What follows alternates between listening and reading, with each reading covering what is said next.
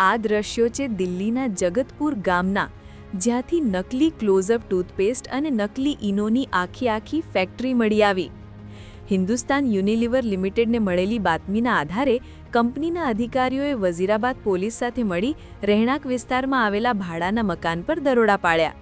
જે દરમિયાન પોલીસે સેંકડો તૈયાર નકલી ક્લોઝઅપ ટૂથપેસ્ટ, નકલી ઈનો પાઉચના ડબ્બા, કાચો માલ અને લેબલ વગરના કેમિકલ જપ્ત કર્યા.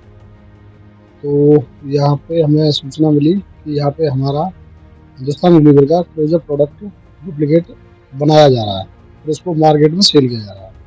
तो उसकी सूचना के आधार पर हमने नियर थाना पे सूचना दी. वहाँ से टीम आई. वहाँ पे ये माल अभी रखा हुआ है, मालिक भी यहीं पे है. तो ये सूचना थी, इसके व्याप पे ही तो पूरी कार्रवाई चल रही है. ફેક્ટરીના માલિક પપ્પુની ઘટના સ્થળે જ ધરપકડ કરવામાં આવી. જો કે પોલીસે સપ્લાય ચેઇનની તપાસ ચાલુ રાખી છે, જે દિલ્હી આસપાસના ગ્રામીણ વિસ્તારોને નિશાન બનાવતી હોવાનું સામે આવ્યું છે. અધિકારીઓએ પુષ્ટિ કરી છે કે જપ્ત કરાયેલી પ્રોડક્ટ્સ હિન્દુસ્તાન યુનિલિવર લિમિટેડ બ્રાન્ડનો ગેરકાયદેસર ઉપયોગ કરીને વેચવામાં આવતી હતી.